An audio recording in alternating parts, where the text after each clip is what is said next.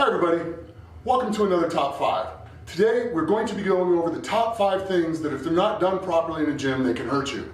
These things are going to be exercises. And as stated before, if you don't do them properly, they will hurt you.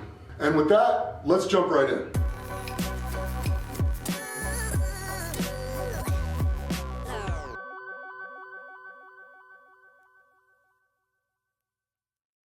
First one's kind of a no-brainer. It's deadlifts. If you try to do deadlifts improperly and pull just with all your back, or do them with improper technique, or extend your hips too far at the top, or your shoulders too far back, there's ways to get hurt. So do them properly. Find the best technique for you that keeps you from getting hurt. For me, it's with my feet close together, and I pull the bar straight up my legs, and I hit lockout, but my hands are a little bit wider than normal so that I can pull my shoulders through and get them straight. So that's number one. Number 2 is going to be squats. Well, there's a plethora of bad things that can happen during squats. One, always use a spotter, because if you don't have a spotter, even if you're in the rack, you still need a spotter, because if something happens, you can come down, and I've seen guys catch their arm underneath the bar and the rack, and really bad things happen, like snapped arms, stuff like that. So always use a spotter. 2, never lift over your head when you squat. A lot of guys get egocentric as they're training, and they want to lift more weights and impress the girls in the gym, whatever. Don't do that. Stay within yourself.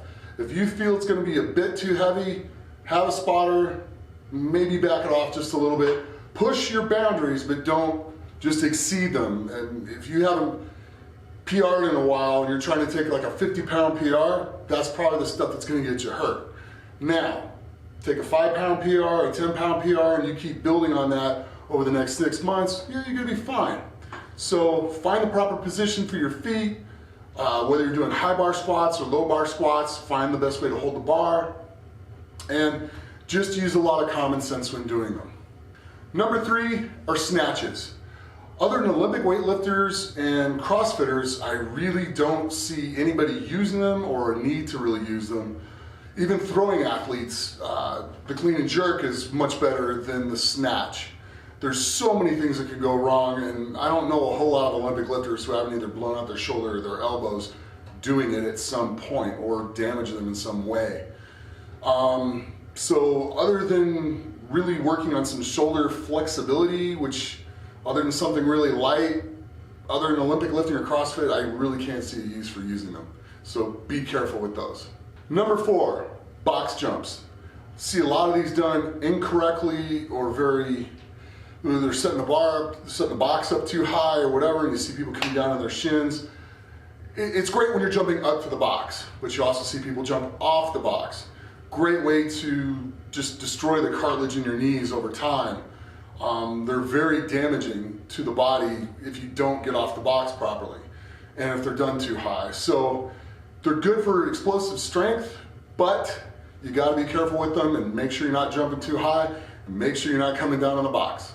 Number 5, and the last one as far as these go, are kind of tire flips. I see a lot of gyms that are getting tires now, and people go out and flip them. A lot of people have a tendency to want to kind of almost curl them or use their biceps when they're doing it. It's very dangerous to do that. You want to keep your arms straight, and the thing that lifts them is actually your hips and your legs. By driving your chest into the tire, you almost want to push the tire and then start lifting up on it, and the thing will just pop right up. Even when done very heavily, it'll still pop right off the ground. You just really have to be careful with your biceps on this, especially if you're not very experienced with it. Take that into account as you start doing them at your gym. You should not feel this at all on your biceps.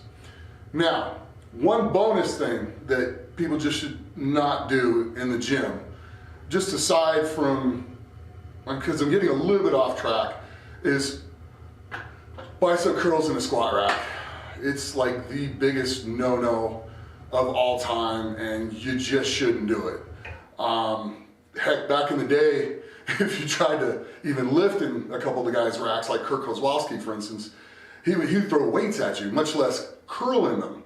So don't ever do bicep curls in a squat rack. Do them anywhere else, but don't do them in a squat rack. Okay, that's it for the top 5 exercises you could be doing the wrong way in the gym. As always, train hard, train smart, and be the best you can be.